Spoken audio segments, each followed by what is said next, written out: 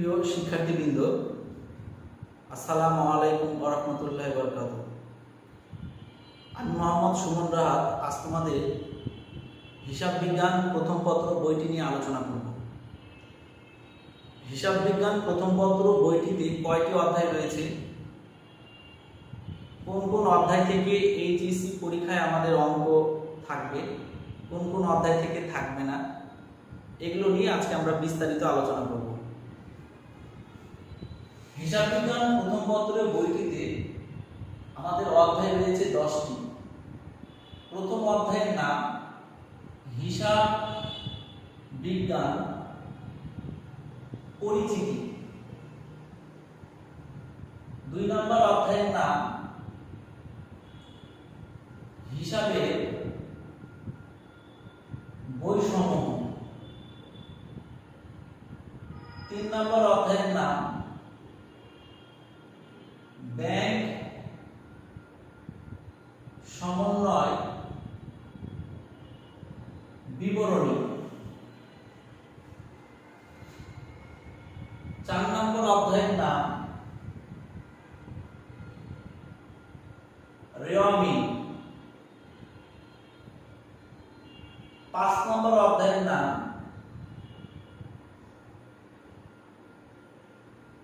হিসাব বিজ্ঞানের নীতিমালা। 6 নম্বর অধ্যায়ের নাম প্রাপ্য হিসাব সমূহের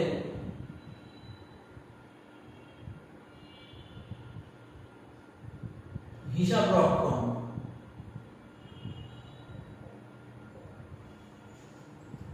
7 নম্বর অধ্যায়ের নাম কার্যপত্র।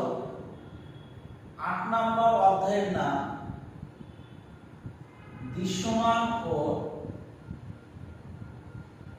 অদৃশ্যমান সম্পদের হিসাব রক্ষণ।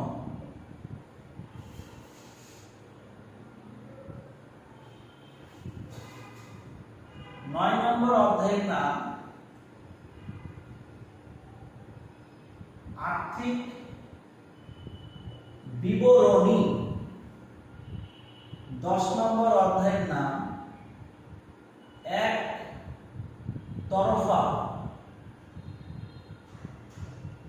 দাখিলা পদ্ধতি। প্রিয় শিক্ষার্থীবৃন্দ, আমরা হিসাব বিজ্ঞান প্রথম পত্র এর 10টি অধ্যায় এখানে লিখেছি। প্রথম অধ্যায়ের নাম হলো হিসাব বিজ্ঞান পরিচিতি। 2 নম্বর অধ্যায় হলো হিসাবের বৈসমূহ। 3 নম্বর ব্যাংক সমন্বয় বিবরণ। 4 নম্বর রেওয়ামি। 5 নম্বর হিসাব বিজ্ঞানের নীতিমালা। 6 নম্বর প্রাপ্য হিসাব সমূহের হিসাব রক্ষণ। 7 নম্বর কার্যপত্র। 8 নম্বর দৃশ্যমান অদৃশ্যমান সম্পদের হিসাব রক্ষণ। 9 নম্বর আর্থিক বিবরণী। 10 নম্বর একতরফা দাখিলা পদ্ধতি। এই 10টি অধ্যায় পড়লে আমাদের হিসাব বিজ্ঞান প্রথম পত্র বইটি সম্পূর্ণ হবে। এখন আমরা জানব এইচএসসি পরীক্ষার সময় হিসাব বিজ্ঞান প্রথম পত্র থেকে কত নম্বরের পরীক্ষা হবে এবং কি কি। আমরা জানি হিসাব বিজ্ঞান প্রথম পত্রে যে পরীক্ষাটা হবে সেটা হবে 100 নম্বরের। আমাদের সময় থাকবে 3 ঘন্টা। 70 মার্ক হবে লিখিত পরীক্ষা আর 30 মার্ক হবে বহু নির্বাচনী অর্থাৎ এমসিকিউ। এই এমসিকিউ এর জন্য আমরা পরীক্ষাতে 30 মিনিট সময় পাবো, 30টা এমসিকিউ এর জন্য। তাহলে আমাদের হাতে সময় থাকবে 2 ঘন্টা 30 মিনিট। এটা হচ্ছে লিখিত পরীক্ষার জন্য, অর্থাৎ 70 মার্কের জন্য আমরা সময় পাবো 2 ঘন্টা 30 মিনিট। তো এই যে এখানে 70 মার্কের যে লিখিত পরীক্ষা হবে, তো এই 70 মার্কের লিখিত পরীক্ষার জন্য কয়টা সৃজনশীল প্রশ্ন থাকবে? 70 মার্কের লিখিত পরীক্ষার জন্য 11টা সৃজনশীল প্রশ্ন থাকবে। 11টা সৃজনশীলের ভিতরে আমাদেরকে পরীক্ষাতে লিখতে হবে 7টা সৃজনশীল প্রশ্ন। একটার জন্য থাকবে 10 মার্ক করে, অর্থাৎ আমাদের 70 মার্ক হলো সৃজনশীল অর্থাৎ লিখিত। অর্থাৎ 70 মার্কের জন্য প্রশ্ন থাকবে 11টা, লিখতে হবে যে কোনো 7টা প্রশ্ন, একটার জন্য 10 মার্ক করে, এ হলো 70। এখন জানতে হবে 7টা সৃজনশীল প্রশ্ন লিখতে হবে, একটার জন্য 10 মার্ক। একটা 10 মার্কের সৃজনশীল প্রশ্নের জন্য তোমাকে কি কি করতে হবে? একটা 10 মার্কের সৃজনশীল প্রশ্নের জন্য 3টা জিনিস থাকবে। একটা থাকবে ক, খ, গ। কয়ে মার্ক থাকবে 2, খয়ে থাকবে 4, গয়ে থাকবে 4, টোটাল হচ্ছে 10 মার্ক। ঠিক এই রকমই আমাদের হিসাব বিজ্ঞানে ক, খ, গ এরকম এক সেট প্রশ্ন, এরকম 7টা প্রশ্ন লিখতে হবে। এখন আমাকে জানতে হবে যে আমাদের এই ক, খ, গ এর ভিতরে কি কোনো থিওরি প্রশ্ন আছে? না। হিসাব বিজ্ঞানের যে ক, খ, গ থাকবে সম্পূর্ণটাই থাকবে অঙ্ক, এখানে কোনো থিওরি লিখতে হবে না। তো আমরা 7টা সৃজনশীল প্রশ্ন লিখবো, একটার জন্য 10 করে, এগুলো 70 মার্ক আমরা জানতে পারলাম। কিন্তু প্রশ্ন হলো এই 70 মার্কের লিখিত পরীক্ষার জন্য বিভাগ রয়েছে। 70 মার্কের এই লিখিত পরীক্ষার জন্য 2টা বিভাগ রয়েছে, একটা হলো ক বিভাগ, একটা হলো খ বিভাগ। ক বিভাগে 2টা অঙ্ক দিবে, তোমাকে বাধ্যতামূলক লিখতে হবে। তুমি যদি ক বিভাগের প্রশ্ন না লিখো তাহলে তুমি হিসাব বিজ্ঞানে A+ পাবা না। অর্থাৎ হিসাব বিজ্ঞানে A+ পেতে গেলে তোমাকে ক বিভাগের অঙ্ক করা লাগবে। এখন খুব জানতে ইচ্ছা করছে হিসাব বিজ্ঞানের যে 10টা অধ্যায় রয়েছে, এই 10টা অধ্যায়ের ভিতর থেকে কোন অধ্যায় থেকে ক বিভাগের প্রশ্ন দিবে?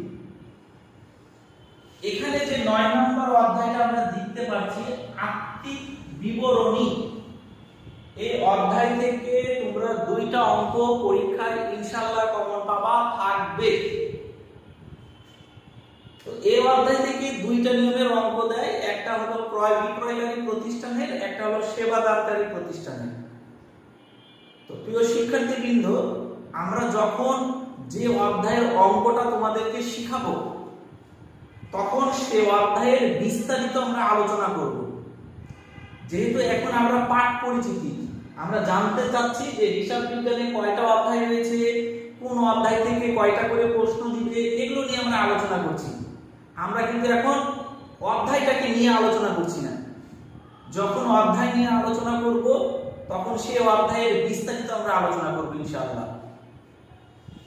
তা আমরা জেনে ফেললাম ক বিভাগে 2টা অঙ্ক দিবে এবং সেই 2টা অঙ্ক বাধ্যতামূলক করতে হবে, এবং সেটা করতে হবে 9 নম্বর অধ্যায় আর্থিক বিবরণী থেকে।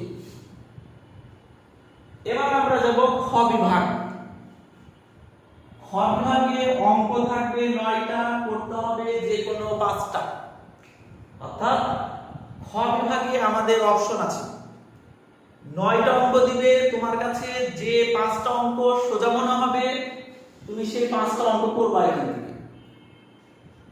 এখন মনে ধারণা যাচ্ছে যে 9টা অঙ্ক কোন কোন অধ্যায় থেকে দিবে। আমরা যদি এই 9 নম্বর অধ্যায় আর্থিক বিবরণীটা ঢেকে দিই তাহলে কিন্তু আমাদের এখানে অধ্যায় দেখা যাচ্ছে এ হলো 8টা, এ হলো একটা 9টা। স্বাভাবিকভাবে আমরা বুঝতে পারছি আমাদের পরীক্ষাতে প্রত্যেকটা অধ্যায় থেকে একটা একটা করে প্রশ্ন দিবে, কিন্তু এই 5 নম্বর যে অধ্যায়টা রয়েছে হিসাব বিজ্ঞানের নীতিমালা, এই অধ্যায় থেকে পরীক্ষায় কোনো অঙ্ক থাকে না। তাহলে এই 5 নম্বর অধ্যায় থেকে কি থাকে? এমসিকিউ। এই অধ্যায়ে কোনো অঙ্ক নাই। তাহলে আমাদের অঙ্ক তাহলে এই অধ্যায় থেকে যদি না থাকে তাহলে আমার কমে গেল। তাহলে কোন অধ্যায় থেকে কয়টা করে অঙ্ক থাকবে? হিসাব বিজ্ঞান পরিস্থিতি থেকে পাবা একটা, হিসাবের বৈষম্য থেকে পাবা দুইটা, ব্যাংক সমন্বয় বিবরণী থেকে পাবা একটা, রিয়ামিল থেকে পাবা একটা, প্রাপ্য হিসাব সময়ের হিসাব রক্ষণ থেকে পাবা একটা, কার্যপত্র থেকে পাবা একটা, দৃশ্যমান অদৃশ্যমান সম্পদের হিসাব রক্ষণ থেকে পাবা একটা, আর একতরফা দাখিলা পদ্ধতি এখান থেকে পাবা একটা। এ হলো টোটাল 9টা অঙ্ক থাকবে। 9টার ভিতরে তুমি যে কোনো 5টা করবা। তো এখানকার ভিতরে যে 9টা অঙ্ক থাকবে ইনশাআল্লাহ আমরা 5টা সোজা সোজা অঙ্ক কমন পেয়ে যাব। কারণ হিসাব বিজ্ঞান অনেক একটা সোজা সাবজেক্ট যদি আমরা বুঝতে পারি। তো হিসাব বিজ্ঞান অনেক সোজা। তো এখন আমরা এখানে জেনে ফেললাম তাহলে ক বিভাগ থেকে দিবে 2টা অঙ্ক আর খ বিভাগ থেকে করতে হবে 5টা অঙ্ক, টোটাল হলো 7টা অঙ্ক। তাহলে আমরা 7টা পেয়ে গেলাম। তাহলে একটার জন্য আমাদের মার্ক থাকছে কত? 10 মার্ক। তাহলে কত হলো? 70। এমসিকিউ থাকবে কয়টা? 30টা। একটার জন্য কয় মার্ক করে? 1 মার্ক করে। তাহলে টোটাল হলো কত? 30। তাহলে সময় হলো আমাদের টোটাল মূল এর হচ্ছে 100। তাহলে আমরা লিখিত এবং এমসিকিউ মিলে 100 মার্কের পেয়ে গেলাম, আমরা সময়টাও পেয়ে গেলাম। এখন একটা টপিকস অনেকে বলে যে আমাদের যে 2 ঘন্টা 30 মিনিট সময় থাকে, এই 2 ঘন্টা 30 মিনিট সময়ের ভিতরে আমরা 7টা সৃজনশীল প্রশ্ন লিখতে পারি না। তাহলে এখন আমরা জানবো যে 2 ঘন্টা 30 মিনিটে 7টা যদি সৃজনশীল প্রশ্ন লিখতে হয় তাহলে একটার জন্য আমরা কত মিনিট করে সময় পাবো? আমরা জানি 1 ঘন্টা সমান সমান 60 মিনিট। তাহলে আরো 1 ঘন্টা 60 মিনিট, তাহলে 30 মিনিট, অর্থাৎ আধা ঘন্টা, হাফ ঘন্টা অর্থাৎ 30 মিনিট। টোটাল আমাদের আসছে কত? 150 মিনিট। তাহলে আমরা হিসাবে পেলাম যে আড়াই ঘন্টা সমান সমান হয় 150 মিনিট। আর এই 150 মিনিটকে যদি আমরা 7টা সৃজনশীল প্রশ্ন দ্বারা যদি ভাগ করি তাহলে আমরা একটা সৃজনশীল লেখার জন্য সময় পাবো 21 মিনিট কিছু সামথিং সময় আমরা পাবো। তাহলে একটা সৃজনশীল প্রশ্ন 21 মিনিট সামথিং। তার মানে 7টা যখন তুমি সৃজনশীল প্রশ্ন লিখতে যাবা কিছু কিছু অঙ্ক থাকবে যেসব অঙ্কগুলো তুমি 10 মিনিটে করে ফেলতে পারবা, আবার কিছু অঙ্ক থাকবে যেগুলো করতে তোমার 20 মিনিটের উপরে সময় লাগতে পারে। কিন্তু অঙ্ক করার কিছু নিয়ম নীতি আছে, সেই নিয়ম নীতি অনুযায়ী যদি আমরা অঙ্ক করি তাহলে ইনশাআল্লাহ আমাদের কোনোদিন আড়াই ঘন্টা সময় লাগবে না অঙ্ক করতে। 2 ঘন্টা থেকে 2 ঘন্টা 10 মিনিটের মধ্যে, 2 ঘন্টা থেকে 2 ঘন্টা 10 মিনিটের মধ্যে আমরা 7টা সৃজনশীল লিখতে পারবো। এটা অবশ্যই সম্ভব। আমরা হিসাব বিজ্ঞান প্রথম পত্রের প্রাথমিক যে আলোচনা, কোন অধ্যায় থেকে কয়টি করে প্রশ্ন থাকবে, আমরা এগুলো নিয়ে আলোচনা করলাম। প্রিয় শিক্ষার্থীবৃন্দ, এরপরে আমরা অধ্যায় ভিত্তিক আলোচনা করব। এরপরে আমরা যে কোনো একটা অধ্যায়, সে অধ্যায় থেকে যদি 10 মার্কের একটি প্রশ্ন হয়, কোন জায়গা থেকে কয়ের প্রশ্ন দিবে, কোথা থেকে ক্ষয়ের দিবে, কোথা থেকে গয়ের দিবে, অঙ্কগুলা কিভাবে করতে হবে, আমরা বিস্তারিত ইনশাআল্লাহ আলোচনা করব। তো প্রিয় শিক্ষার্থীবৃন্দ, আজ এ পর্যন্তই। আসসালামু আলাইকুম ওয়া রাহমাতুল্লাহি ওয়া বারাকাতুহু।